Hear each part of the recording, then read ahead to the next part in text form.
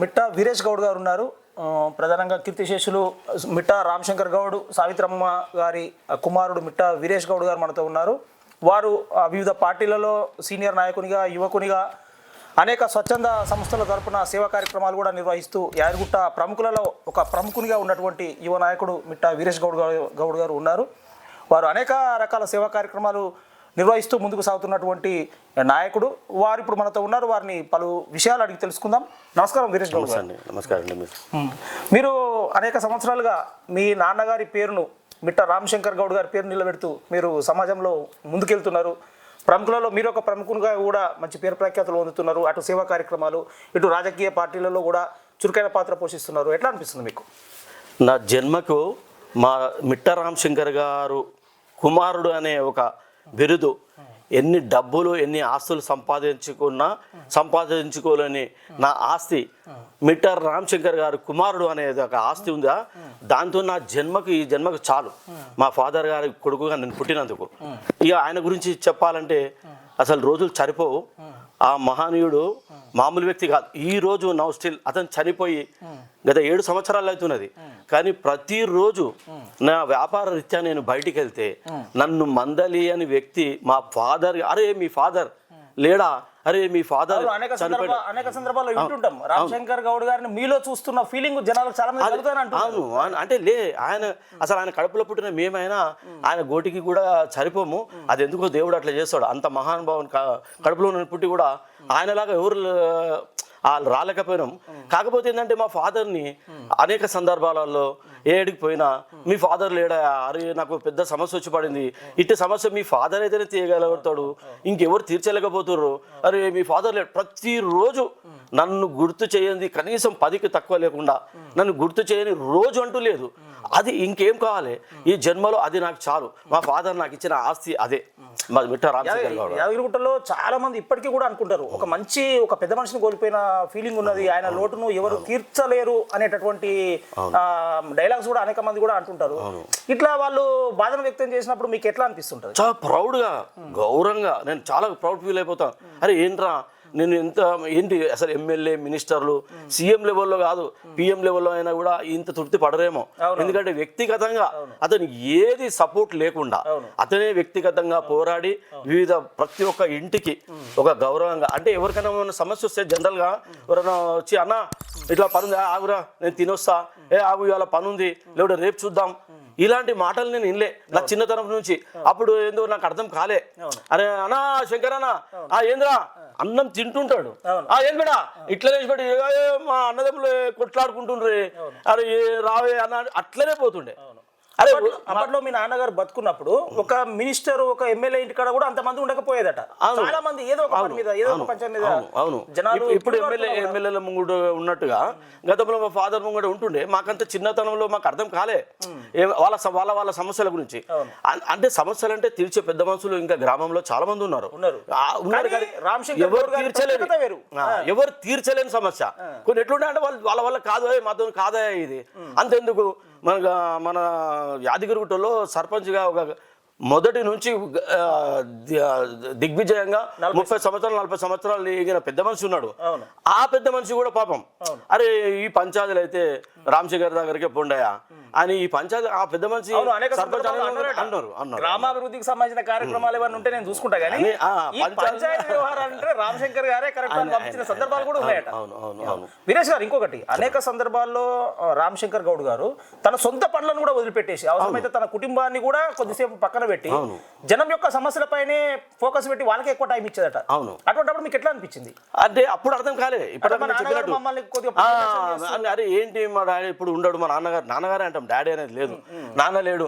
అయితే ఏంది ఇప్పుడు మధ్యాహ్నం అవుతుంది ఇంకా రాలే, పొద్దున పోయి మధ్యాహ్నం కూడా రాకుంటే అరే నాన్న ఎటువంటి చూడు అమ్మ పోయి చూడాలంటే దోలాడాలి. అంటే ఎవరు పంచాయతీ చెప్పడానికి, ఏ గుళ్ళో ఉన్నాడా, ఎవరి ఇంటి దగ్గర ఉన్నాడా, ఎవరిని అడిగినా మా నాయన వచ్చాడా, ఇక్కడ ఉన్నా అంటే ఆ నాయన అన్నం టైం అయిందే, వస్తున్నా బాబేట, లేదు వచ్చేలేని పరిస్థితి ఉంటే నాకు ఇంత టిఫిన్ కట్టుకు రాబేట, అది కూడా పక్కకు పెట్టు, ఇప్పుడు నువ్వు ఒకరి ఇంట్లో సమస్య ఉంటే ఆడ ఉంటే ఆడ ఏముంది పచ్చి పులుసుందా లేకుంటే ఏమన్నా ఉందా అమ్మ ఏం మిక్చర్ ఉందా అదే తినుకుంటా కూడా తినుకుంటా కూడా ఇదే కావాలి వాళ్ళ సమస్యను నాకు తిండి ఇదే కావాలి అని డిమాండ్ లేకుండా ముందు సమస్య కథం చేయడానికే పోతుండే తప్ప అంటే ఆయనదంటూ ఆయన మీద వేసుకొని ఆ సమస్యను అప్పుడే కథం.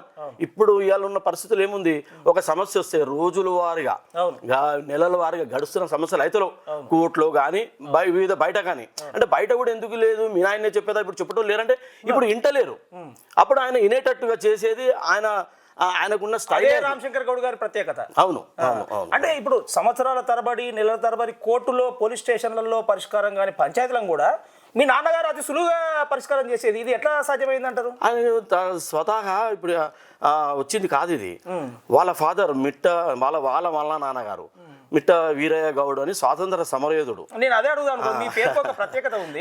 వాళ్ళ నాన్న పేరే పెట్టాడు నాకు. మీ తాత పేరు మిట్ట వీరయ్య గారు, ఆయన స్వాతంత్ర సమరయోధుడు. అయితే స్వాతంత్రం కూడా మామూలు సమాజం కాదు, రజాకారుల ఆ పీరియడ్ లో రజాకారులతో చంపబడిన వ్యక్తి. అంటే రజాకారులు అతి ఘోరంగా చంపేశారు. సాయిదాపురం గుట్ట మధ్యలో ఉన్న పెద్ద గుట్ట అంటారు దాన్ని, అందులో చంపబడిండు. అప్పట్లో భూస్వాములు కనుకో కానీ మన స్వాతంత్రం గురించి ఇంకా రాలేదు మనకు స్వతంత్రం అనే పోరాటంలో కానీ ఈ ముందు ఉండి నడిపించే వీరే, అంటే ఈయనను చంపేంతగా రజాకారులకు అంత ఉంది అంటే అంత ఉద్యమకారుడు అన్నట్టే కదా. అంటే అంత ఉద్యమకారుడు, ఒకవేళ ఆయన వదిలి పెడితే జనాన్ని ఇంకా ప్రభావితం చేయగలుగుతాడు గుర్తించి చంపబడి. అంటే చంపబడకపోతుండే దొరకకపోతుండే, ఆయన ఎంతమందితోనైనా కొట్లాడగలుగుతుండే. కాకపోతే ఇంకా రజాకారులు వచ్చినప్పుడు దొరకకుండా కూడా పోలేకపోయిన కారణం ఏంటంటే ఒక కానా అనేది ఒకటి కానా ఏర్పడింది. దాన్ని తగ్గుకునే సమయంలో అదే బలహీనతగా ఈ రజాకారులకు కూడా సమాచారం దొరికింది, ఈయన ఎటు పోలేకపోతుండు, ఆ కానా ఉండి కాలు నడవలేకపోతుండు. అంటే ఆ టైంలో ఇంట్లో ఉంటే వీళ్ళు ఎట్లాగైనా అటాక్ చేస్తారని చెప్పి గుట్టలో దాచుకుంటే ఆ గుట్టలో ఉన్న సమాచారం కూడా గొర్రెలు కాసే వాళ్ళ చేత తెలుసుకొని అక్కడ చంపబడిండు. అయితే ఆ క్రమంలో మా ఫాదర్కి చిన్న వయసు, చాలా పసివాడు, అంటే ఏం తెలియని ఉన్న టైంలో నా తాతగారు చనిపోయారు. చనిపోతే ఈ క్రమేణా ఇప్పుడు మీరు అన్నారు కదా ఈయనకి ఎట్లొచ్చింది ఎట్లా ఉరబడింది అనేది, అదే ఈ క్రమేణా ఈయన పెరుగుతున్న విధానంలో ఆ జీన్స్ ఉన్నాడు.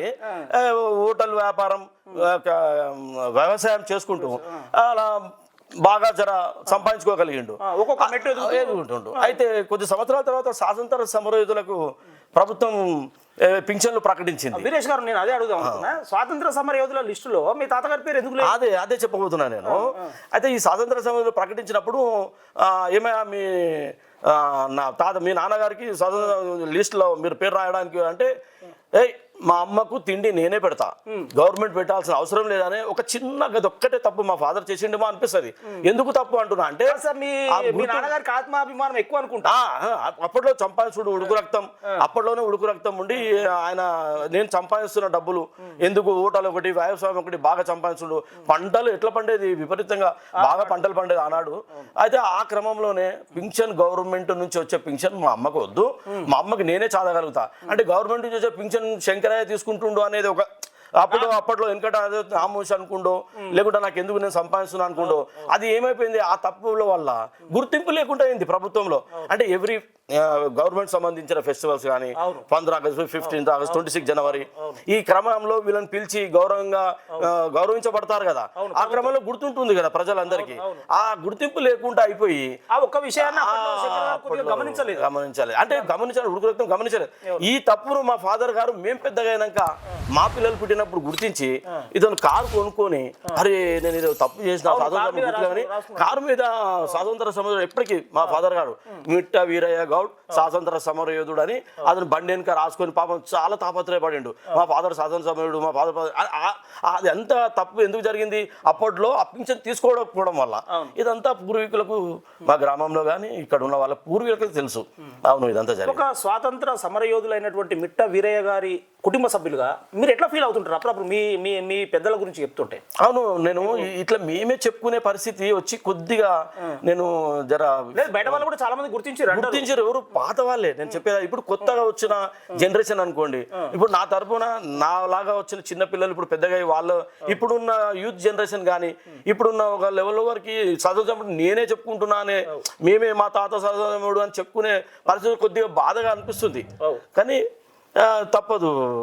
ఏంటంటే అయినా కూడా తాపత్రయం గర్వంగా ఉంది, కానీ గుర్తింపు లేదనే బాధ ఉంది. వీరేష్ గారు, ఇప్పుడు మీ తాతగారి గురించి కానీ, లేదా ఇప్పుడు అదేవిధంగా మీ నాన్నగారు కీర్తిశేషులు మిట్టా శంకర్ గౌడ్ గారి గురించి కానీ ఎప్పటికీ చరిత్రలో తరతరాలుగా నిలిచిపోయే విధంగా, మీ వారసులందరికీ తెలిసే విధంగా ఏదైనా ఒక ప్రత్యేక కార్యక్రమం కానీ, ఏదైనా ఒక ప్రోగ్రామ్ కానీ చేయాలని ఆలోచన ఉందా? ఉంది, నాకు చాలా ఉంది. పరిస్థితులు అనుకూలించే విధంగా. ఎందుకంటే నేను ఆయన లాగా ఉండి అంత విశాల హృదయం నాకు లేకపోవచ్చు, కానీ అంత చేద్దామనే ప్రయత్నంలో సంసారం, పిల్లలు ఉన్న ఈ సమస్యలతోని నేను అక్కడ దాకా పోలేకపోతున్నా. మళ్ళీ మా ఇప్పుడు శంకరయ్య గారికి, ఇప్పుడు మా నాన్నగారికి 4 అన్నదమ్ములు, 2 బిడ్డలు. మాలో సఖ్యత కూడా లేక, ఆ ఒక సహకారం కూడా లేక నాకు చాలా బాధ అనిపిస్తుంది అనమాట. ఇంత మంచి తండ్రి కడుపులో పుట్టి అంత ప్రజాసేవ చేసిన, ఎలాంటి పార్టీకి సంబంధం లేకుండా అతనే సొంతంగా ప్రజాసేవ చేసిన వ్యక్తిని నేను ఏం చేయలేకపోతున్నా అనేది, ఇంకా చాలా చేయాలనే కోరిక నా జీవితంలో ఏమైనా ఉంటే ఆయన గురించి ఒక గుర్తింపు వచ్చేలాగా చేయాలనే కోరిక ఉంది. ముఖ్యంగా మీ నాన్నగారు కీర్తిశేషులు మిట్టా రామశంకర్ గౌడ్ గారు చాలా ముక్కుసూటిగా కుండ బదులు కొట్టినట్టు మాట్లాడేటటువంటి తత్వం ఉన్న వ్యక్తి. అలా మాట్లాడడం వల్ల ఏదైనా సందర్భంలో ఇబ్బందులు తలెత్తినాయా? చాలా మాకు ఇప్పుడు మేము చిన్నపిల్లలం. నాకు ఏంది సమస్యల గురించి పోయినప్పుడు అక్కడ ఏం జరుగుతుంది, మా ఫాదర్కి అన్న తమ్ముళ్ళు ఉన్నారు అనుకోండి, అన్నది తప్పుగా తమ్ముడిది తప్పు అనేది క్లారిటీగా ఇవాళ రేపు ఏం చేస్తారు, 2 దిక్కులా మాట్లాడే ఆ టైప్ మనస్తత్వం కాదు. అయితే ఎవరిది తప్పు ఉంది, నీది తప్పురా, నీది కాదు వాని కాళ్ళు మొక్కు, చలో కథం చేసుకోండి, అక్కడిదక్కడ అప్పటిదప్పుడే. వాడు ఎందుకో మరి అవతల కూడా కాళ్ళు మొక్కమంటే మొక్కుతుండే, తప్పంటే ఒప్పుకుంటుండే. ఆ తర్వాత నువ్వు నన్ను వాని కాళ్ళు మొక్కిపిస్తావా అనే ఒక దృక్పథం వాని మనసులో ఉండి మాకు చాలా ఇబ్బందులు అయ్యే పరిస్థితి. అరే వీని ఫాదర్ అంటే వీని డాడీ చేయడం వల్ల నాకు అక్కడ నన్ను తప్పని చెప్పిపించుండు అని మాకు ఎన్నో సందర్భాల్లో గొడవలు జరిగిన విషయాలు, చాలా గొడవలు అయినాయి. అట్లా అంటే ఇప్పుడు మీ నాన్నగారు మిట్టా రామశంకర్ గౌడ్ గారు ఏదైనా సమస్య ఉంటే ఆ సమస్యను పరిష్కరించాలనే ఉద్దేశమే తప్ప ఇక్కడ ఎలాంటి సమస్య తనకి ఇబ్బంది తలెత్తినా కూడా లెక్క నాకు ఇబ్బంది అవుతుందా అంటే, నేను ఈ పంచాయతీ చెప్పడం వల్ల ఇప్పుడు భార్య భర్తల పంచాయతీ, తల్లి కొడుకు, తండ్రి కొడుకు, అత్త మామ, ఈ రకంగా వివిధ సమస్యలు ఇంట్లో ప్రతి ఒక్కరు ఇంట్లో ఉంటాయి. అవి అంటే ఎవరన్నా చెప్తేనే అర్థమయ్యే పరిస్థితులు ఉంటాయి కొన్ని సమస్యలు. అట్లా చెప్తే నువ్వు నాకు చెప్పావా వానికి చెప్తావా అని వాళ్ళకి అంటే వాళ్ళ కోపం ఏర్పడి, చెప్పిన పెద్ద మనిషి మీద కోపం ఉంటుంది, అప్పుడు వింటారు. ఆ కోపాన్ని మనసులో పెట్టుకొని మాకు ఈ దెబ్బలు చాలాసార్లు ఎదురైనాయి. అయితే ఈయన ముక్కు సూటి మనిషి, ఇది చెప్పాలన్నా వద్దా, చెప్తే నేను ఏమైనా అయితా, ఏమైనా స్వార్థం అంటే వీని చెప్తే నాకేమైనా లాభం ఉందా, ఈ లాభం లేదా, ఈ లాభాపేర్చన లేకుండా కేవలం చెప్పాలి, అంతే, న్యాయం జరగాలి అంతే. తన దగ్గరకు వచ్చినటువంటి వ్యక్తి సమస్య పరిష్కారం అయిపోయి వెళ్ళిపోవాలి, అది వాళ్ళ న్యాయం జరగాలి. ఇందులో ఇంకోటి అంటే సమస్య చెప్పుకోవడానికి ఒక వ్యక్తి వస్తాడు, అవతల వ్యక్తి రాడు కదా. అయితే ఒక వ్యక్తి వచ్చిండు కదా, ఈ వ్యక్తికే నేను వీంది న్యాయమైన అన్యాయమైన వీనికే చెప్తా అనే కాదు. ఆడికి పోయిన తర్వాత నేను నువ్వు తీసుకోపోతాడు కదా, అవుదే చల్ నీదే తప్పు రావులా, నువ్వు ఇక్కడ చేయొద్దురా. తన దగ్గరికి వచ్చిన వ్యక్తి చెప్పుకున్నప్పుడు ఆయనదే న్యాయమేమో అనిపిస్తుంది కదా. కూర్చున్నప్పుడు ఆయన తప్పు ఉంటే ఆయనదే తప్పని వచ్చేవారు, అవతల నీదే తప్పు అని చెప్పినారు. నేను తీసుకొస్తే నన్ను తిడుతుండే ఈ పెద్ద మనిషి. ఇలాంటి సమస్యలు కూడా చాలా, అంటే వీడు తీసుకోపోయాడు కదా వీనికే చెప్పాలని ఏ మాత్రం ఉండదు. ఆడిపోయిన తర్వాత వీని తప్పు ఉంటే వీని తిట్టేది, ఏది న్యాయం ఏది అంతే. ఒక్కొక్క సందర్భంలో ఈ చెప్తే ఈయనకుంటే కూడా పోలీస్ స్టేషన్ వరకు వచ్చి పోలీస్ స్టేషన్ పోతుండే. అప్పట్లో మా ఇంటి ఎదురుగానే ఉంటుండే పోలీస్ స్టేషన్, కమాన్ దగ్గర హోటల్, పోలీస్ స్టేషన్, పాత పోలీస్ స్టేషన్ మీకు ఐడియా ఉందా, పాత దేవస్థానం దాంట్లో ఉంటే అందులో పోలీస్ స్టేషన్ పోయి చెప్పనికి పోతే అక్కడ పోయి ఆ పోలీసు వాళ్ళ ముందే కొడుతుండే ఈ పెద్ద మనిషి. అరే పెద్ద మనిషి కొట్ట లేదా అని కొడితే అమ్మ అని తల్లికి తిండి పెట్టకుండా నేను పెట్టా నువ్వేం చెప్పేది అనేది ఉంటుండే కదా. వాడు వచ్చి పోలీస్ స్టేషన్ ఫిర్యాదు అయితే కూడా పోలీసు వాళ్ళు పాపం వాళ్ళు అప్పట్లో ఏమనకపోతుండే. ఆ పోలీసు వాళ్ళు చెప్పని సమస్య కూడా పోలీసు స్టేషన్ దగ్గర పోయి వాళ్ళని మెత్త కొట్టి తల్లిదండ్రులకు తిండి పెట్టిపిస్తుండే. తల్లిదండ్రులు తిండి పెట్టిన వాళ్ళని, భర్త చూసుకోని భార్య చూసుకోని వాళ్ళని, కొడుకులను, ఈ అన్నదమ్ములను, ఎవరిని ఇలాంటివన్నీ అసలు చెప్పుకోవద్దు. మనకు తెలియని సమస్యలు ఎన్నో, అవన్నీ పోయి తీర్చేవాడు వాళ్ళందరూ ఇప్పటికి కూడా. అట్లా మా ఫాదర్ సంసారాలు నిలబెట్టిన సంసారాలు ఎంతో మంది ఎన్నో కుటుంబాలు ఉన్నాయి ఇప్పటికీ. అయితే ఈ క్రమంలో మా ఫాదర్కి ఇంకా ఏంటంటే నక్సలైట్ల యుగం అప్పుడు బాగుండే. ఆ నక్సలైట్లలో కూడా వాళ్ళు కూడా ఏమైనా న్యాయం చేద్దాం చెప్దాం అనే సమస్య ఉంటే వాళ్ళు క్రిటికల్ వాళ్ళకు ఒక సమస్య ఏర్పడుతుండే. అరే ఇది ఎట్లా చెప్పాలి పంచాలని, అరే ఇది ఏమంటే మిట్ట రామశంకర్ చెప్తాడంట బాగా అంటే తీసుకోపోయి మా ఫాదర్ని. అట్లా తీసుకుపోతే అదే ఏమైంది మా ఫాదర్ని తీసుకెళ్ళాలంటే మళ్ళీ వచ్చింది అదే ఏం లేదు అదేదో సమస్యనంట వాళ్ళకి తలనొప్పి అయితే నేను చెప్తాను అని చెప్పి పోయారు. నిజంగా ఇది ఒక చాలా గొప్పమైన విషయం కదా.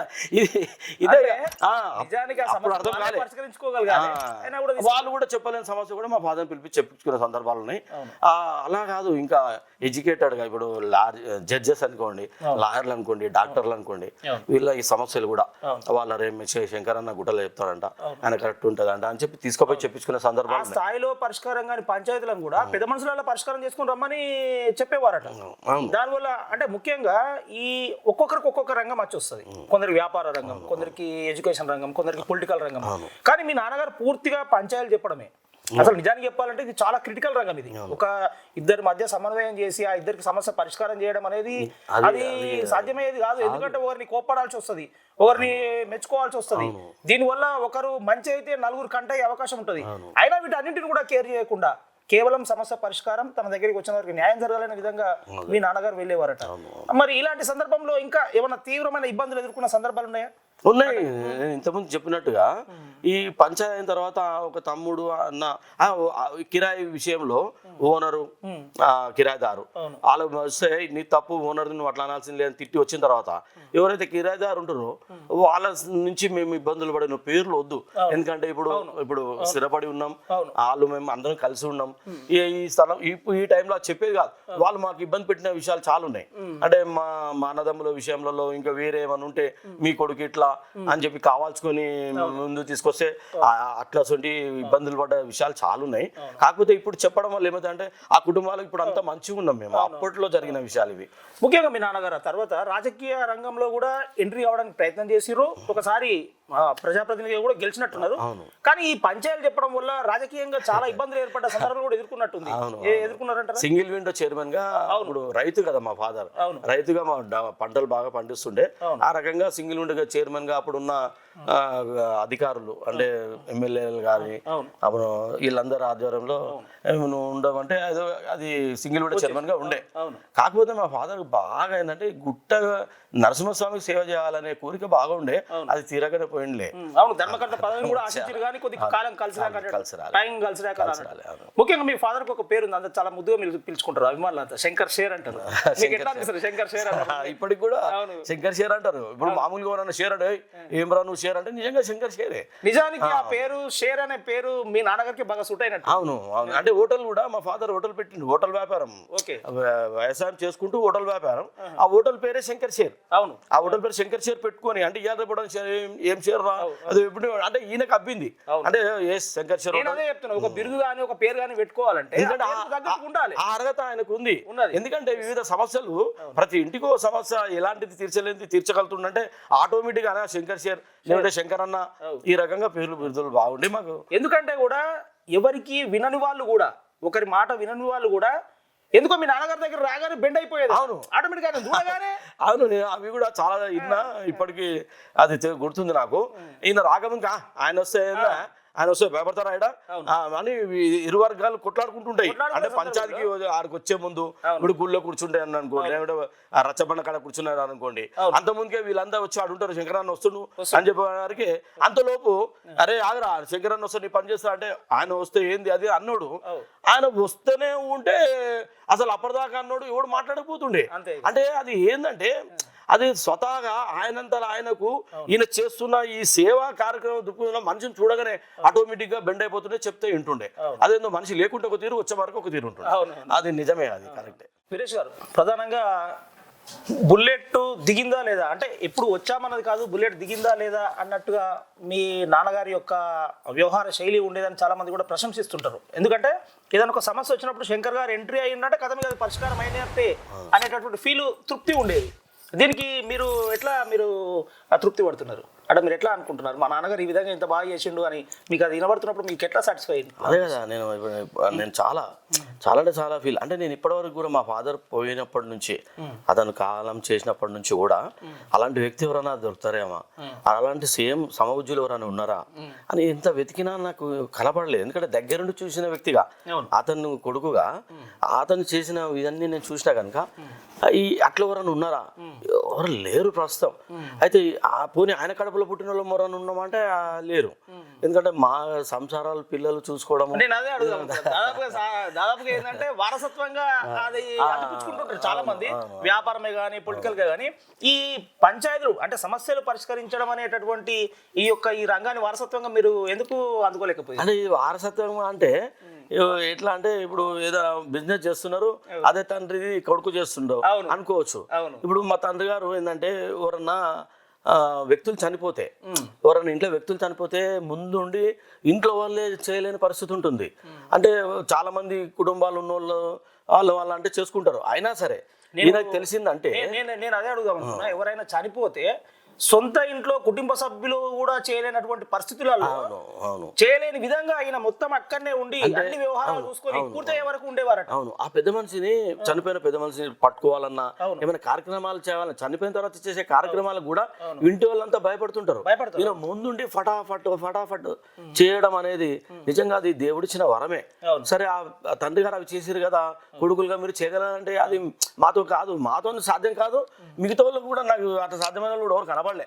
ఓరింట్లో వాళ్ళు చేసుకుంటే అది కూడా భయంతో చేసుకుంటారు కొన్ని విషయాలు చనిపోయిన తర్వాత. అవును, శుభకార్యాలకు మంచి కార్యాల కంటే ఎవరైనా వెళ్తారు, కానీ ఇటువంటి కార్యాలకు వెళ్ళాలంటే భయంగానే పోతాడు. ఈ చోట కూడా చెప్పాలని కూడా చూడకపోతుండే. అవును, అంతే ఎందుకు సార్ మన ఈ అంటే అడ్రస్ లేకుండా ఎవరన్నా అనాథ వాళ్ళకు కూడా. ఇంకోటి అతను చిన్నోడా పెద్దోడా, తక్కువ కులమోడా పెద్ద కులమోడా, దానికి ఏమైనా నాకేమైనా ఉపయోగం ఉందా, ఏ చూడకపోతాడు. చనిపోయిన వ్యక్తి దేవునితో సమానం అనుకుంటున్నానో ఏమో గానీ అతను నిస్వార్థంగా నాది అనుకుని చేస్తుండే. ఈ విషయంలో మాత్రం అంటే మిట్టా శంకర్ గారిలో ఈ విధంగా ఒక మానవత్వం, ఒక మానవీయత కోణం కూడా ఉంది అనేది కూడా బయటపడి ఇప్పుడు కూడా గుర్తు చేస్తారు కదా, అరే శంకరన్ లేడు చనిపోయిండు ఇంతసేపు అవుతుంది, కార్యక్రమం ఏం చేయాలో తెలియదు, చేసేది తెలుసున్నా చేయడానికి ముందుకు రాని వ్యక్తులు ఉంటారు. అదే ఏంది ఇది శంకరన్న లేకపోయా అని బాగా గుర్తు చేస్తుంటారు. ఇప్పుడు ఆ లోటు కనబడుతుందని ఇప్పుడు 7 ఏళ్ళు అయినా ఇప్పటికి గుర్తు చేస్తారు. ఇంకేం కావాలండి నా జన్మకి, అలాంటి తండ్రికి నేను కొడుకు అనే చెప్పుకోవడమే నాకు. అంటే మీరెందుకు చెయ్యరు మీ ఫాదర్ తర్వాత అంటే, మనకు ఇప్పుడు ఎట్లయిపోయింది, పిల్లలు మన సంసారము మనది చూసుకోవడమే సరిపోతుంది. అప్పుడు మా ఫాదర్ కు ఏంటంటే అతను అన్నికి మేము పెరిగే లోపటే అన్ని సమకూర్చుకున్నాడు. అంటే సరే ధైర్యం చేసి ఎందుకు ఆయనకు జనాలు సమస్యలు వాటిని పరిష్కారము ఊరు గ్రామము అనే విధంగా పోయింది. ముఖ్యంగా మీ ఫాదర్ గారిది శంకర్ గారు ముఖ్యంగా యాదగిరిపల్లిలో కానీ యాదగిరిగుట్టలో కానీ ఒక ప్రత్యేకమైన ముద్ర. శంకర్ గారు అంటే అది ఒక ప్రత్యేకమైన ముద్రగా వెళ్ళిపోయింది. ఆయన పేరు ఎప్పటికీ నిలిచిపోయేలాగా వెళ్ళిపోయింది. దీన్ని మీరు గుర్తు చేసుకున్నప్పుడు మీకు ఎట్లా అనిపిస్తుంది? చాలా గర్వంగా అనిపిస్తుంది. నాకు జన్మకి ఇదే చాలు. అంటే ఇప్పుడు ఎవరికైనా కోరుకుంటుంది ఇంకా సంపాదించాలి, లేదా ఇంకా ఏమో చేయాలి, నేను ఇంకా ఈ స్థాయి కాదు, నేను ఇంకా హై లెవెల్లో ఉండాలి, లేకుంటే పదవి లేదో అనుభవించాలని ఉంటారు కదా.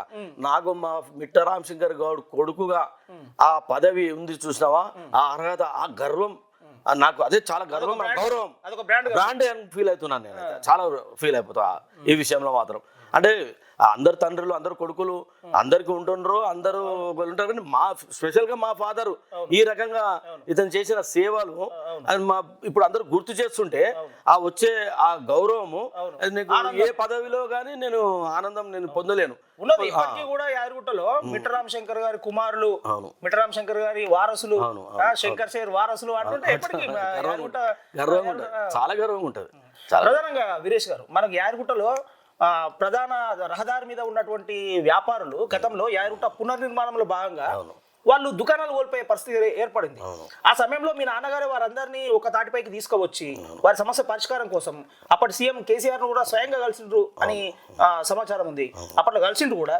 దీనికి ఎట్లా అసలు ఏం జరిగింది అక్కడ? ఆయన జీవితంలో చేసిన సేవ అంతా ఒక భాగం అయితే, ఈ రోడ్డు బాధితులు అయితే అదొక చాలా వండర్ అది. అసలు నిజంగా ఆయన ఊహించే ఈ ప్లానింగ్ ప్రకారం చేసిర్రా అన్నట్టుగానే ఆ రోడ్డు బాధితులు రోడ్డు కట్ చేస్తున్నారు. అభివృద్ధి కావాలి, ఓకే, అభివృద్ధి కావాలి, కానీ అభివృద్ధిలో భాగంగా మనం నష్టపోతున్నాం. ఈ నష్టపోయే దాన్ని ఎట్లా పూడ్చాలనే ఆలోచన ముందస్తుగానే ఆలోచించి సీఎం దగ్గరికి మాట్లాడి ప్రగతి భవన్ కు పోయి ఆ సీఎం దృష్టిలో అరే నిజంగా ఈ పెద్ద మంది చెప్పేది కరెక్టే అంటే ఈయన చెప్పే కొన్ని సూచనలకు ఆయన కూడా పాటించి అసలు ఈ సమస్య తలెత్తినప్పుడు తలదారిలో పోతుంటే కూడా తీసుకొచ్చి సీఎం గారు ఇంటి దగ్గర తీసుకుపోయి కూర్చోబెట్టి ఆయనతో డిస్కషన్ చేసిన తర్వాత ఈ క్రమంలో సీఎం గారు భోజనం కూడా పెట్టిండు. అయితే సీఎం గారి దగ్గరికి తీసుకుపోయిన తర్వాత కొంతమందికి చెప్తాడు కదా, మా ఫాదరు ఇంకో 4-5 మా ఫాదర్ తో పాటు డాక్టర్ గిరిధర్ గారు, ఆయన సేవలు కూడా చాలా ఉన్నాయి ఇందులో. పాపం ఆయన కూడా సపోర్ట్ మా ఫాదర్ కు బాగుంటుండే. డాక్టర్ గిరిధర్ గారు ప్రముఖ వైద్యులు. అయితే అప్పుడు మా ఫాదర్ తో ఉంటుండే. అయితే ఈ సీఎం దగ్గర చర్చ జరుగుతున్నప్పుడు అంత చర్చ జరిగింది. ఏం చేస్తాం, అభివృద్ధి అయిన తర్వాత ఒక 4 years 5 years పడుతుంది, అప్పుడు మనం మొదలు పెడదాం, అప్పటి వరకు ఎట్లా చేద్దాం, మీరు ఆ 5 years తర్వాత మీరు నష్టపోయిన వాళ్ళందరికీ ఏం చేద్దామంటే ఇట్లా అప్పుడు మాట్లాడుకుందాం. కాకపోతే ఇప్పుడు మీ ప్లాన్ ఏం చెప్పండి. మా ఫాదర్ గారు ఏమంటే మన నష్టపోయిన ప్రతి ఒక్కరికి డబ్బులు, పోయిన వాళ్ళందరికీ షాప్స్ అవన్నీ మీరు కట్టియాలంటే చలో నువ్వు కరెక్ట్ చెప్పినావు, ఓకే మంచి చెప్పిన పెద్ద మంచి అని శంకర్ నారాయణ అంటాడు కేసీఆర్ గారు. ఓకే శంకర్ నారాయణ గారు అంటుండే. సరేనయ్యా నువ్వు నాకు చెప్పినావు బాగానే ఉందని ఆ సీఎం గారిని ప్రగతి భవన్ ఆయన ఇంట్లోకి వెళ్ళి నాతో పాటు నమ్ముకొని వచ్చిన వాళ్ళందరూ బయట ఉన్నారు, ఆ లాంచ్ లో కూర్చున్నారు. వాళ్ళకు కూడా ఒక మాట చెప్పాను, కానీ అప్పుడు పక్కకున్న సీఎం జగదీష్ గారు అనుకుంటా, హే పెద్ద మనిషి ఏం మాట్లాడుతున్నావు అంటే ఆయన ఏమన్నాడే ఆయనతో పాటు వచ్చిన వాళ్ళకి చెప్పమంటాడు కదా అని. పాపం బయటకు వచ్చి లాంచ్ లో కూర్చున్న వాళ్ళందరికీ ఇగో మీ పెద్ద మనిషి చెప్పిండు, ఇగో మీ అందరికి షాప్స్, ఇల్లు, డబ్బులు కూడా ఇస్తానని వాళ్ళందరితో చెప్పిగలిగిండు. అంటే అంత సీఎం తోని ఆ రకంగా పనిని ముందుకు తీసుకుపోలే ధైర్యం ఏ నాయకునికి ఎవరు. అప్పుడు కేసీఆర్ మోహన్ మినిస్టర్ మాట్లాడతలే, ఎమ్మెల్యే మాట్లాడలే, ఆయన మాట్లాడగలిగి మన అందరికి న్యాయం చేయడానికి ముందు పోగలిగిండు. అది మామూలు విషయం కాదు. నిజంగా కూడా అది ఆచరణకు అయింది. షాప్స్ కడుతున్నారు, అదంతా చూస్తున్నాడు. ఈ రోడ్డు కూలగొట్టడం మొదలు పెట్టే ముందు దురదృష్టవశాత్తు దేవుడు తీసుకెళ్ళాడు. అదొకటి. నిజంగా కూడా అప్పట్లో ఈ షాప్స్ వాళ్ళు ఎవరైతే కోల్పోయారో చాలా ఇబ్బందులు పడుతున్నటువంటి పరిస్థితులలో వారికి ఉన్నటువంటి ప్రతి సమస్యను కూడా పిన్ పాయింటెడ్ గా సార్ ఇట్లా ఉంది పరిస్థితి, కేసీఆర్ గారు ఈ విధంగా ఉన్నది అని ప్రతిదీ పూసకొచ్చినట్టు కేసీఆర్ కు చాలా చక్కగా వివరించి సమస్య పరిష్కారానికి బాగా పరిష్కారం చేసినట్టు. ఆయన కూడా సీఎం గారు కూడా గుర్తించిండు ఒక విషయంలో. గుట్ట మీద ఇప్పుడు ఈ ఏదైతే గుడిని కూలగొట్టి కడుతున్న క్రమంలో మన లోపల పోయినాక గుడి చిడీలు ఈ రకంగా ఉన్నాయి కదా, అసలు ఫస్ట్ ముందుకున్నాయి ఇట్లా దేవుని దగ్గరికి హాల్లోకి దేవుని పోయి ఉంటే మన పండితులు, అయ్యగారులు, మన పెద్దోళ్ళు వీళ్ళందరూ అరే ఇది ఇట్లా ఉండొద్దు అని వాళ్ళకి తెలుసు, కానీ సీఎం గారు చెప్పలేకపోతున్నారు. అది మా ఫాదర్ గారు ఇట్లా అయ్యా ఒక మాట అంటే చెప్పండి అంటే, చిడులు ఇట్లా ఉండడం వల్ల దేవుడు మన కాళ్ళు చూస్తుంటాడు, అది కరెక్ట్ కాదు అంటే అరే అవును కదా అని జిఎం గారికి చెప్పలేకపోతున్నారు ఎవరు. అప్పుడు మా ఫాదర్ చెప్తే ఇది కరెక్టే, పెద్ద మంది చెప్పింది, మనం నడిచిపోతున్నా వస్తున్నా దేవునికి మన కాళ్ళు కనబడతాయని వెంటనే ప్లానింగ్ మార్చి అటు ఇటు వేసారు. అది ముందు తీసేసి అంటే ఈ రకంగా చొచ్చుకొని పోయి అభివృద్ధిలో గుట్ట అభివృద్ధిలో కూడా భాగస్వాడు అయిండు. ఎప్పటికప్పుడు దాన్ని పర్యవేక్షించడం, ఏం జరుగుతుందని తెలుసుకోవడం. నా గుట్టలో నా దగ్గర ఇది జరుగుతుంది, తప్పులో ఉంటే చూసుకుందామని దగ్గర నుండి చూసుకోగలిగిండు ప్రతిరోజు పోయి. అంటే మన దగ్గర ఏదైనా ఒక సమస్య ఏదైనా ఒకటి ఉన్నా కూడా దాన్ని చాలా సునిశ్చితంగా పరిశీలించి ఇందులో ఈ లోపం ఉంది, ఇందులో ఇది సరి చేస్తే బాగుంటది అని చెప్పగలగడం కూడా చాలా గ్రేట్ అసలు. ఆ విధంగా అట్లా చెప్పుకుంటూ ప్రజలకు చాలా ఇటువంటి అంశాలతోనే చాలా దగ్గర అయిన సందర్భాలు ఉన్నట్టున్నాయి. ఆ తర్వాత మరి వీళ్ళకు న్యాయం జరిగింది. ఇప్పుడు ఆ క్రమంలోనే 4 years తర్వాత అభివృద్ధి అయినాక గుడి తెరిచే ముందు ఇప్పటికి అది ఇప్పుడు షాపులు అన్ని రెడీ అయ్యి చివరిగా గవర్నమెంట్ గుడి ఓపెన్ చేసే ముందు ఒక 25% ఖతం చేసి ఇంకా 75% కాలేదు. ఆ 25% కూడా హ్యాండ్ ఓవర్ చేసుకొని ఇప్పుడు ఈ 133 మంది ఏదైతే బాధితులు రోడ్డు మీద షాపింగ్స్ ఉన్నారో వాళ్ళు హ్యాండ్ ఓవర్ చేసుకొని ఇప్పుడు ఉన్న ఇచ్చిన 10-12 షాపులను వీళ్ళందరూ కలిసికట్టుగా ఇప్పుడు వ్యాపారం చేసుకుంటున్నారు. ఎందుకంటే మిగతా 100 షాపులు ఇంకా హ్యాండ్ ఓవర్ చేయలే అంటే ఇక వర్క్ ఆగిపోయింది. గవర్నమెంట్ కూడా మారింది కనుక కొద్దిగా అది కుంటుపడింది. సరే అది పూర్తి అయ్యేంత వరకు మనం ఈ 12 షాపులు చేసుకుందామని చేసుకుంటున్నారు హాయిగా. ఈ 150 133 కుటుంబాలకు జీవనోపాధి కలిగింది, ఇంతమంది కలిగించగలిగిండు. ముఖ్యంగా వీరేష్ గారు, రామశంకర్ గారు అప్పట్లో బాగా అసలు యాదగిరిపల్లి తన ఊరు కోసం ఏదైనా చేయాలనే ఉద్దేశంతో సింగిల్ విండో చైర్మన్గా అయిన సందర్భంలో కూడా అటు రైతులకు ఇటు గ్రామ ప్రజలకు ఎంతో సేవ చేసిన సందర్భాలు ఉన్నాయని అంటారు. ఇది మీరు ఎట్లా చూస్తారు? ఊరు కోసం ఆయన నిరంతరం తపన పడేవారు అంటే ఆయనకు ఊరు అని. అవును, ఇప్పుడు పదవే కావాల్సిన అవసరం లేని పరిస్థితి. అప్పుడు అనుకోకుండా ఏదో సింగిల్ విండో మీరు ఉంటే బాగుంటది, రైతు నువ్వు అన్ని చేసుకోబోతుంటే అది ఆ రైతుగా ఉండి సింగిల్ విండోగా ఉండో లేకుంటే సర్పంచ్గా ఉండో ఎమ్మెల్యేగా ఉండో చేసే దానికంటే ఎక్కువ అతను ఇండివిజువల్ గా చేసింది, అతను స్వతహాగా చేసినవి ఎక్కువ ఉన్నాయి, చాలా ఎక్కువ. అయితే ఈ పదవే అవసరం లేకుండే కానీ ఆ క్రమంలో ఒకసారి సింగిల్ విండో చైర్మన్ అయ్యగలిగిండు. ఆయన కావాలనుకుంటే రాజకీయంగా పోవాలనుకుంటే అలా ఆ ఉద్దేశంలో ఆలోచించగలిగితే ఆయన ఎన్నో పదవులు అనుభవిస్తుండే. కానీ అలాంటి పదవులు ఏమనుభవించారు కానీ ఒక నరసింహస్వామి సేవ చేసుకోవాలనేది ఒకటి మాత్రం ఉండే. ఆయన నరసింహస్వామి భక్తుడు, పదవులకు ఎప్పుడు చేసుకోవాలనే ఆలోచన రాలే. అంటే ధర్మకర్తగా ఎప్పుడన్నా ప్రయత్నం చేశారు మీరు? ఆ అవకాశం రాలే, చెయ్యాలని ఉండే. అవి ఎట్లుంటాయి, అవి పార్టీ పరంగా ఉండాలి, ఒక పార్టీకి లేకుండా గవర్నమెంట్ ఉండాలి. అలాంటి సందర్భాలు కుదరలే. చేయాలని కోరిక ఉండే కానీ అది సాధ్యం కాలే. అంటే మీ నాన్నగారు ఏదైనా పార్టీలో చేరాలనే ప్రయత్నం చేశారు ఎప్పుడన్నా? పార్టీ ఉన్నాడు, పార్టీలలో కాంగ్రెస్ లో, తర్వాత తెలుగుదేశంలో, చాలా దగ్గర నరసింహన్నకు చాలా మనం మా నాన్న అంటే గౌరవము. శంకరన్న అంటాడు ఏమైనా ఉంటే నరసింహన్న కూడా అడుగుతాడు. కేసీఆర్ గారు ఆధ్వర్యంలో ఈ పని జరిగితే కేసీఆర్ ఆధ్వర్యంలో పార్టీలో చేరుతాం అనుకుండు ఒక దశలో. ఇది అయిపోయే మూమెంట్ లో చాలా సన్నిహితంగా ఏర్పడింది కదా. అయితే ఒకవేళ కేసీఆర్ గారు ఉండి గుడి పూర్తయ్యే లోపల మా ఫాదర్ ఉంటే కేసీఆర్ గారు గుర్తిస్తుండే ఏదన్నా ఇస్తుండే అనే ఒక ఆశ ఉండే.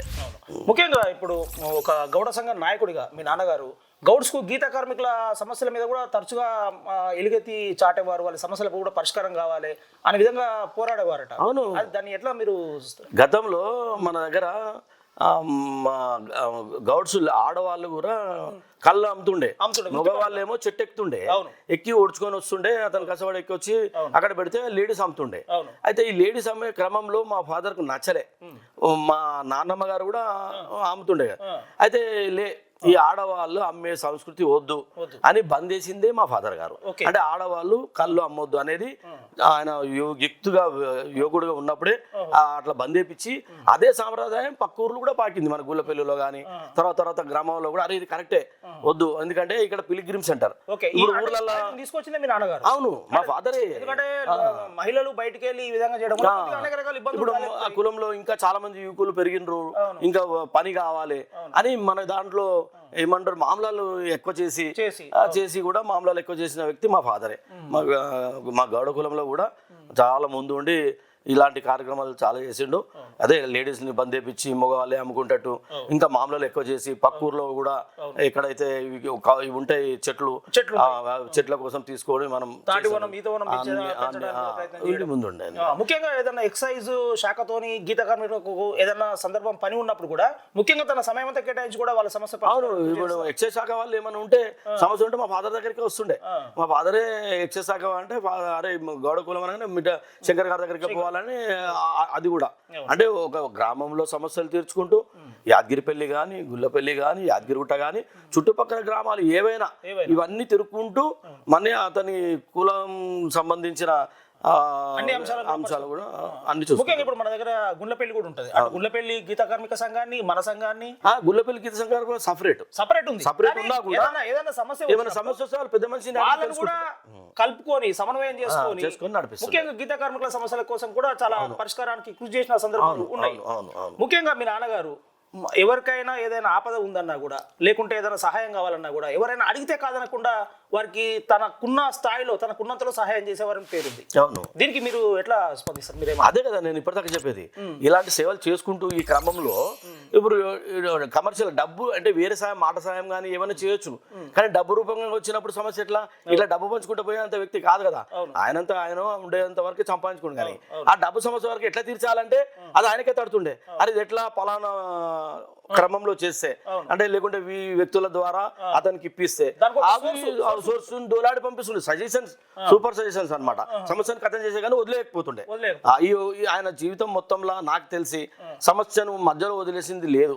ప్రతి ఒక్క సమస్య తీర్చింది ఆ వ్యక్తి మా ఫాదర్ గారు.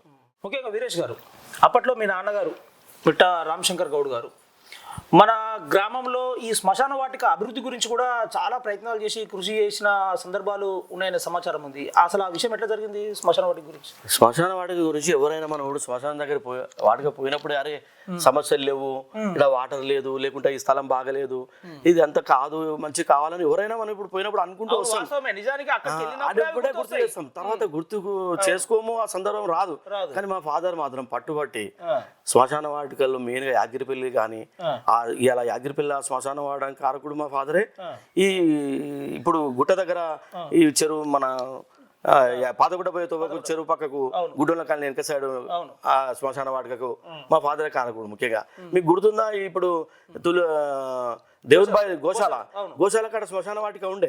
ఈ అభివృద్ధిలో భాగంగా వాళ్ళు వైటీడే వాళ్ళు తీసేస్తున్నారు. అప్పుడు ఎట్లా తీస్తారు, ఇది తీస్తే మరి ఇంకోటి కావాలి కదా అంటే మరి ఎట్లా శంకర్ అని అంటే అక్కడ ఉంది జాగా అని చెప్పి చూపించి అక్కడ శ్మశాన వాటిని ఆడ ఇప్పించిన తర్వాత ఇక్కడ తీపియగలిగిండు. అంటే ఇలాంటివి అసలు కనబడవు, ఇలాంటి సేవ అసలు ఇది కనబడింది. సమస్య వచ్చినప్పుడు ముందు ఇప్పుడు అవును ఆ శ్మశాన వాటికలు వాటిని పట్టించుకొని ఇప్పుడు ఉన్నాయంటే అతనే కారకుడు. నాకు బాగా క్లియర్ తెలుసు, మన అందరికి తెలుసు కదా శ్మశానం తీస్తుంటే ఇక్కడ ఎందుకంటే ఒకటి ఏర్పాటు చేయకముందుకి ఇంకోటి సమస్య తలెత్తే అవకాశం ఉంటుంది. ఎట్లా అసలు చాలా ముఖ్యమైనదే శ్మశాన వాటిక కాబట్టి ఆ విషయం బాగా శ్రద్ధ తీసుకున్నట్టు. శ్మశాన వాటిక మా ఫాదర్ చాలా ఆయన ముందు ఉండి వీటి ఉండడానికి ఆరుకుడైండు. ఇలా యాదిరిపల్లిలో కానీ ఇప్పుడు పాదగుట్ట తోవలో కానీ మా ఫాదరే మొత్తానికి అయితే ఆ కార్యక్రమానికి ప్రధాన పాత్ర పోషించినటువంటి పేరైతే ఉన్నది. అందులో ఇంకొకటి ఏంటంటే అసలు మన ఈ యాదగిరి గుట్టకు బొడ్రాయి లేని పరిస్థితి కూడా కనిపిస్తున్నది. దీన్ని ఎట్లా చూస్తారు అసలు ఈ సమస్య? ఎప్పుడైతే చాలా మంది అసలు ఆ బొడ్రాయి ఏర్పాటు చేయడానికి కూడా చాలా మంది అనా ఏమన్నా మన ఆడపిల్లలకు చాలా సమస్యలు మన గుట్టలో చూడు ఎక్కడ లేని సమస్యలు. పెద్ద సమస్య ఆడపిల్లలు. అది ఇంట్లో ఆడపిల్లకు సమస్య ఉంటది, పెళ్లిళ్ళు చేసినా మళ్ళీ మన దగ్గరికి వచ్చి ఉండడము. ఇప్పుడు కాదు చాలా ఏళ్ల నుంచి. అయితే మన దగ్గర ఇక్కడ ఏం జరుగుతుందంటే ఈ విషయాన్ని శంకర్ గారు కూడా అనేక సందర్భాలు చెప్పారట. అవును చెప్పారు కాదు దాన్ని పూనుకొని ఇంకొక 3 నెలలు అయితే అయిపోతుండే. అయితే ఆడవారికి సమస్య మెయిన్ గా ఏర్పడుతుంది. మనం బొడ్రాయి లేని ఊరి పేరు చెప్పుకుంటున్నాం.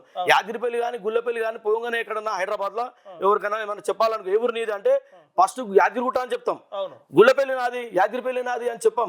సాయిదాపురం వీళ్ళందరూ ఎవరైనా యాదగిరిగుట్ట, మనం ఉన్న యాదగిరిగుట్టలో కూడా ఎక్కడ మీద అంటే యాదగిరిగుట్ట అని చెప్తాం. యాదగిరిగుట్టకు బొడ్రాయి లేదు, అది మన వాళ్ళకు తెలుసు. అయినా కానీ దాని గురించి ఎప్పుడు ఆలోచించాం. ఈ బొడ్రాయి లేని ఊరి పేరు చెప్పుకుంటున్నాం మనం. యాదగిరిగుట్ట, నీది ఏ ఊరు అంటే యాదగిరిగుట్ట, నేను యాదగిరిపల్లి గుల్లపల్లి అని చెప్పుకోం. ఏ ఊరు అంటే యాదగిరిగుట్ట. అంటే మన సంబంధాలలో పోయినప్పుడు కానీ మీరు ఏ ఊరు నుంచి వచ్చారు అంటే యాదగిరి నుంచి వచ్చినప్పుడు సంబంధం కుదిర్చుకున్నప్పుడు కానీ మన సంబంధం ఏర్పడి యాదగిరిగుట్ట అని చెప్పుకుంటాం. కాకపోతే ఇక్కడ ఏంటంటే బొడ్రాయి లేని ఊరు పేరు చెప్పుకుంటున్నాం. ఈ సమస్య వచ్చింది. అది ఏం చేద్దామంటే బొడ్రాయి పెడదామంటే ఎట్లా బొడ్రాయి పెడతాం? మనకు రెవెన్యూ ఏడికెళ్ళి వస్తుంది. గుల్లపల్లి యాదగిరిపల్లి 2 బార్డర్. నరసింహస్వామి యాదగిరిపల్లిలో ఉండు, ఊరేమో గుల్లపల్లిలో ఉంది. ఈ రకంగా ఉన్నప్పుడు యాదగిరిగుట్ట అని పిలుస్తున్నాం కానీ యాదగిరిగుట్ట రెవెన్యూ లేదు. అంటే ఈ సమస్యను ఏం చేసిండు మా ఫాదర్ గారు అప్పుడు గ్రామ పంచాయతీలో తీర్మానం చేయించుకోగలిగిండు. అయ్యా ఇట్లా మనం తీసుకెళ్లి పేపర్లు తీర్మానంలో ఒప్పించుకోగలిగిండు. అప్పుడు అది ఉంది ఏంది తీర్మానం, నేను మళ్ళీ మీకు కాపీ చూపిస్తాను. ఏంది యాదగిరిగుట్టకు కొంత రెవెన్యూ ఏర్పాటు చేసి మరి ఎట్ల శంకర్ గారు అంటే వెంటనే ఇక్కడ స్థలం కూడా బండిరాములు గారు వాళ్ళది సంప్రదించి స్థలం ఒప్పించుడు, స్థలం తీసుకున్నాడు.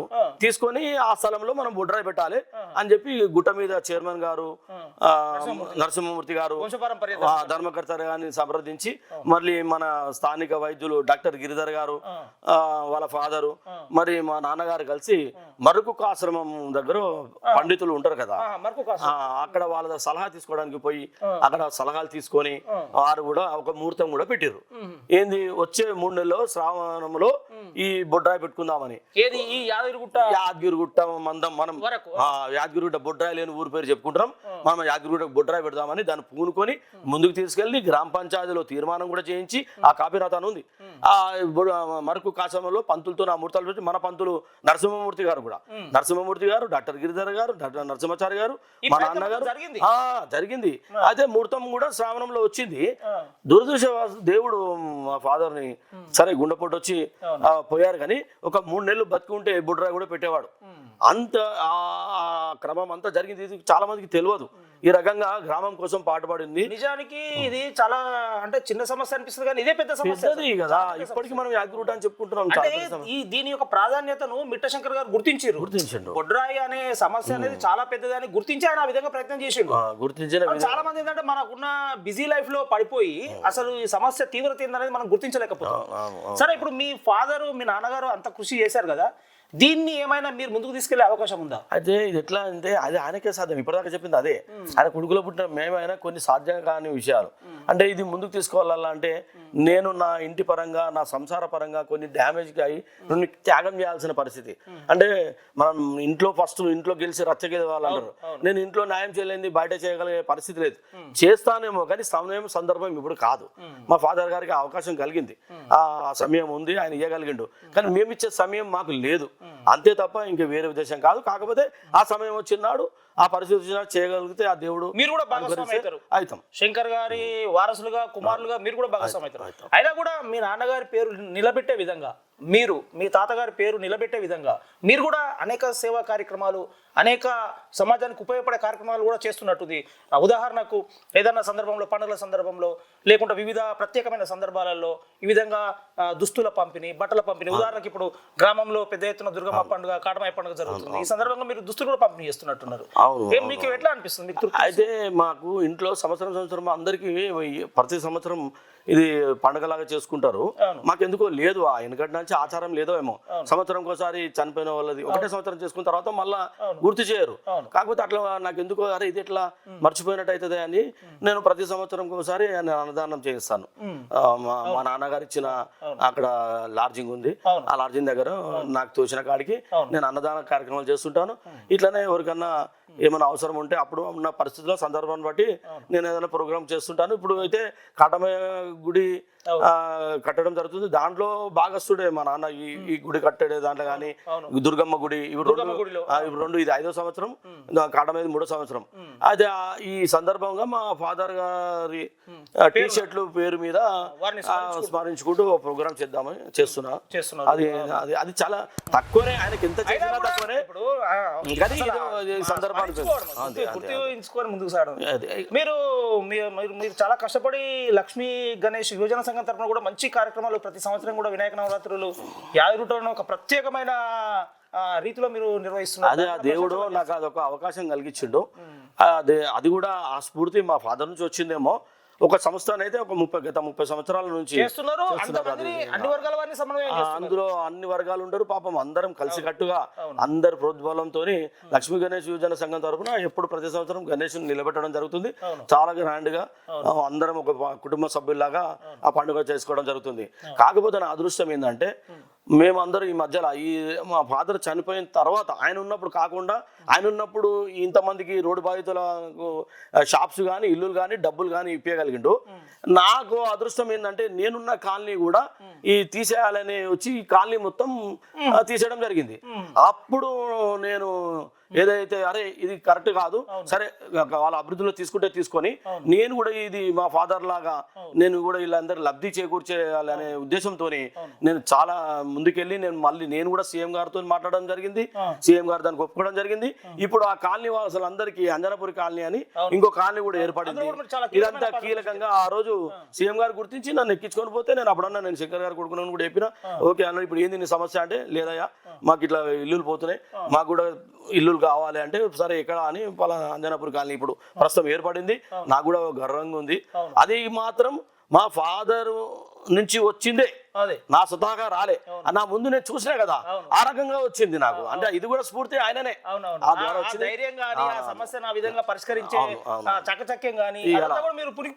ఇది కూడా మా ఫాదర్ కి. అంజనాపురి కాలనీ ఏర్పాటులో కూడా మీరు చాలా కీలకంగా చాలా అంటే చాలా కీలకం. అది మా అంజనాపురి కాలనీ వాసులు కూడా తెలుసు. దేవుని దయ వల్ల ఇలా కేసీఆర్ గారు కూడా మాకు సహకరించి అంజనాపురి కాలనీ మాకు ఇల్లులు పోయినాయి, ఇల్లులు వచ్చినాయి, డబ్బులు వచ్చినాయి. పూర్తిగా 100% అంటే మాదే అయింది. వీరేష్ గారు, ఇంకొక విషయం, మీ నాన్నగారు అనేక సందర్భాల్లో కూడా బయట ఎన్ని వ్యవహారాలు ఉన్నా కూడా మళ్ళీ ఇంటికి వచ్చి మీ అమ్మగారిని కూడా అన్ని విధాలుగా చూసుకోవడం, ఆ విధంగా చాలా మంచి కేర్ తీసుకొని చూసుకునేదట. అంత ఓపిక మీ నాన్నగారికి ఎలా? అవును అదే కదా. అవును మేము మా పిల్లలతోని మేము మా సంసారాన్ని మేము చూసుకునేది. మా అమ్మగారు అసలు చేత కాకపోతుండే, మా అమ్మగారు సరిగ్గా నడవకపోతుండే, ఆమె పనులు కూడా ఆమె చేసుకోవడానికి చాలా ఇబ్బంది ఉంటుండే. అట్లా మా అమ్మగారి పనులు కూడా మా నాన్నగారే చేసి మళ్ళీ బయట చేసుకునేది. అదైతే వండర్, ఇది ఇంకా పెద్ద వండర్. మా అమ్మగారు కూడా చాలా సేవ చేసిండు. ఆ క్రమంలోనే మా నాన్నగారు అనుకోకుండా చనిపోయిన 3 months కూడా మా అమ్మ బతకలేకపోయింది. అంటే అంతా మా ఫాదర్ చేసినట్టుగా ఎవరం చేయలేకపోయినాం. అది ఒకటి చాలా పెద్ద లోటు. మా ఫాదర్ చనిపోయిన వెంటనే మా అమ్మ కూడా చనిపోయింది. ఒక ఆదర్శమైన గ్రామ పెద్దగా, ఒక ఆదర్శమైన భర్తగా, ఒక ఆదర్శమైన తండ్రిగా తన అన్ని రకాల పాత్రలను కూడా సమర్థవంతంగా పోషించారు మిట్ట రామశంకర్ గౌడ్ గారు అనిపిస్తుంది కదా. నిజంగా అన్ని విధాలుగా నేను అందుకే అంటున్నా కదా, నా జీవితంలో మిట్ట రామశంకర్ గారు కొడుకుగా అనే ఆ ఒక్క పేరే చాలు, నాకు ఇంకే ఆస్తి వద్దు. అయినా కూడా మా ఫాదర్ మాకు ఆస్తి ఇచ్చిండు. అదే ఇవాళ మాకు జీవనోపాధి అయింది. దానివల్ల 4 రూపాయలు వస్తున్నాయి, సంపాదించుకొని మా అందరికీ చాలా చక్కగా ఉన్నాం. అయినా సరే ఆస్తి ఇయ్యకున్నా సరే ఆయన కొడుకుగా మన ఆ ఒక్క బ్రాండ్ చాలు నా జీవితంలో. నాకు ఇంకే ఆస్తి వద్దు, నాకు దేని మీద ఆశ లేదు. ముఖ్యంగా అసలు రామశంకర్ గారిని చూస్తే ఎప్పుడు కూడా ఇంత వయసు ఉంది అని ఎప్పుడు అనిపించలేదు. ఆయన ఒక నవ యువకుడి లాగా చాలా హెల్తీగా ముందుకు సాగేవారు. అసలు చాలా షార్ప్. అంటే మామూలుగా పెద్ద మనిషి అయినా నేను 75, 79 ఉన్నా అనే ఫీలింగ్ ఏనాడు నేను చూడలే. నడవడం కూడా చాలా బాగా నడిచేది, చాలా స్పీడ్ నడక. ఏ బీపీ షుగర్ ఏవి రాకపోయేది. దానికి కారణం ఒకటే, యాక్టివ్గా ఉండడం. ఆయన అది అంతే టైంకు తినకపోతే, టైం కూడా తినడు, ఏం చేయకపోతుండే, కానీ యాక్టివ్గా ఎనీ టైం ప్రజాసేవ కోసం ఎప్పుడు ఎద్దులు లేవగానే ప్రజల సమస్యనే ఉంటుండే. అవి తీర్చడంలోనే నిమగ్నం అయిపోతుండే. కనుక ఏ డిసీజ్లో ఆయన దగ్గర రాలే. అసలు ఎలా చనిపోయారు? ఆయన చనిపోయినప్పుడు మీ ఫీలింగ్, సడన్ గా మీ నాన్నగారు లేరు అన్న ఆ క్షణం తెలిసినప్పుడు మీకు ఎట్లా అనిపించింది? అసలు లేరు అనేది ఇప్పటికీ నేను లేరు అనుకుంటలేను, కానీ చనిపోయింది మాత్రం చాలా వండర్ జరిగింది. గుట్ట మీద దర్శనానికి పోయిండు, అభిషేకం పోయిండు. ఎందుకు ఆ రోజు మధ్యాహ్నం దేవుని ప్రసాదమి అన్నదానంలో పాల్గొని అన్నం తిని ఇంటికి వచ్చి నడుచుకుంటూ వస్తుండే. అంతే నడుచుకుంటూ ఒకసారి కులబడిపోయిండు. కులబడిపోయిండు ఉన్న వాళ్ళు అక్కడ తీసుకుపోయి హాస్పిటల్ చేర్పించారు. హాస్పిటల్లో ఒక 1/2 hour ఉండి అన్ని డాక్టర్ అన్ని చూసిండు, అంత బాగున్నాయండి, ఒక ఈసీజీ ఒకటి తీసుకోవాలి, మీరు ఈసీజీ తీసుకోవాలన్నా అంటే నాకేం కాదు. మళ్ళీ లేచిండు ఈసీజీకి పోవన్నా అని చెప్తుంటే వినడు కదా, ఎవరు చెప్పినా వినడు. అంత దుడుకు స్వభావం. అంతే నేను ఇంటికి పోయినా అయిపోతుందని మళ్ళీ ఇంటికి దిగిపోతూనే ఉండు, ఇంట్లోకి పోతూనే ఉండు. అటు ఈసీజీ తీసుకుంటే కొద్దిగా ట్రీట్మెంట్ జరుగుతుండే. మన దగ్గర ఈసీజీ దగ్గర ఇప్పుకోకుండా ఇటు ఇంటి దగ్గర పోయి పండుకుండు కదా, మళ్ళీ స్ట్రోక్ వచ్చేసి.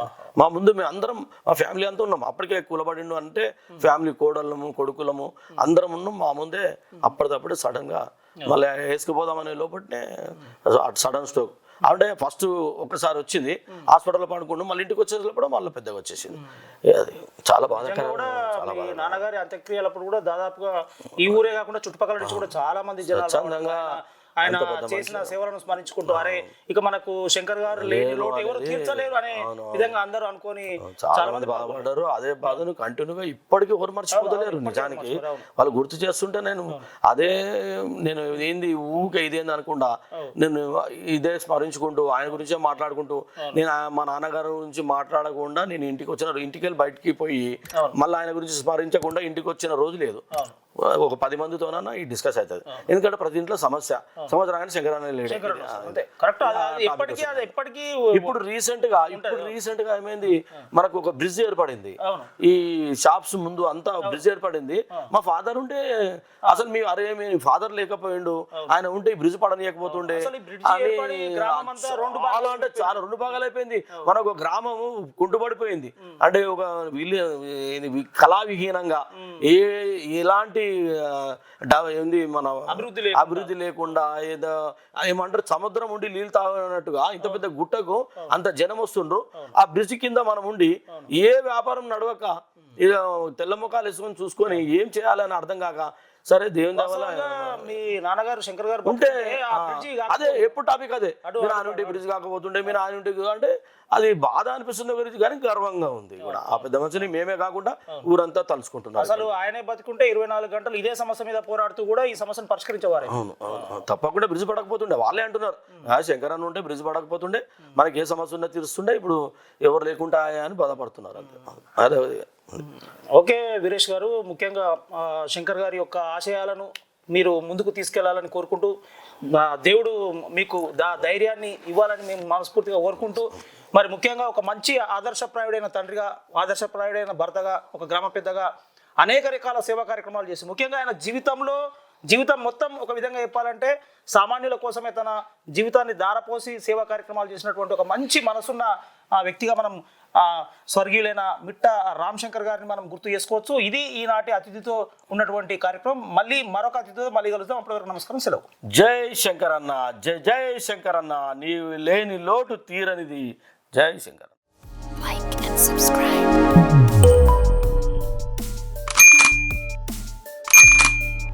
Like and subscribe.